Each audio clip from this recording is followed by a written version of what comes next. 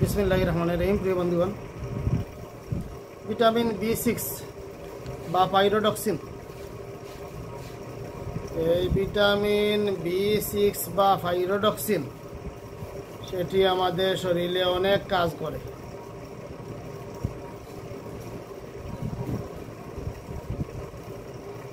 যেমন স্লিপ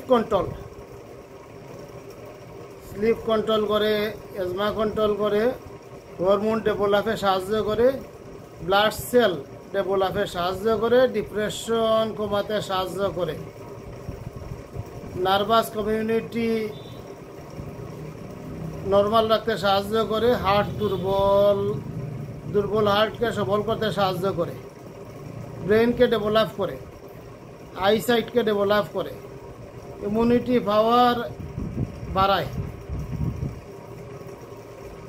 এরকম অনেক কাজ করে ভিটামিন B6, যার মেডিকেলি নাম পাইরিডক্সিন। তো এই ভিটামিন B6 আমরা কোথা থেকে পাবো? এই ভিটামিন B6 যে সমস্ত খাদ্যে পাওয়া যায় সেগুলো হলো গাঢ় সবুজ শাক, গোটা শস্যপণ্য, মাংস, যকৃৎ, হাঁস, মুরগির মাংস, মাছ, পোলাওয়ালা মাছ, সোয়াবিন, গমের খোসা, ফল ইত্যাদি। এই সমস্ত খাদ্যে আমরা ভিটামিন B6 পেয়ে থাকি। তো প্রিয় বন্ধুগণ, ভিটামিন B6 এর প্রয়োজন এবং তার যে সমস্ত খাদ্যে পাওয়া যায় ভিটামিন B6 সেগুলো বললাম।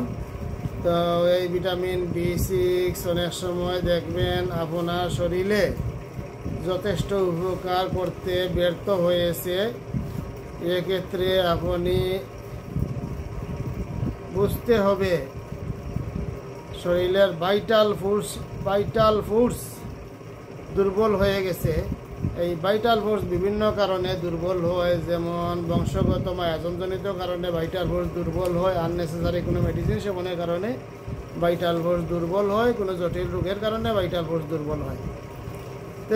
তাহলে যদি এরকম হয় যে আপনার ভাইটাল ফোর্সটা দুর্বল হওয়ার কারণে এই সমস্ত খাদ্য আপনাকে যথেষ্ট উপকার করতে ব্যর্থ হচ্ছে, তাহলে অ্যান্টিমায়াজোমেটিক কনস্টিটিউশনাল একটি হোমিওপ্যাথিক মেডিসিন সেবন করে ভাইটাল ফোর্সকে নর্মাল করে নিতে হবে। তার পাশাপাশি এই সমস্ত খাদ্যগুলো খেয়ে যেতে হবে, এতেই আপনি যথেষ্ট উপকৃত হবেন। তো প্রিয় বন্ধুগণ, সবাই ভালো থাকেন। আসসালামু আলাইকুম।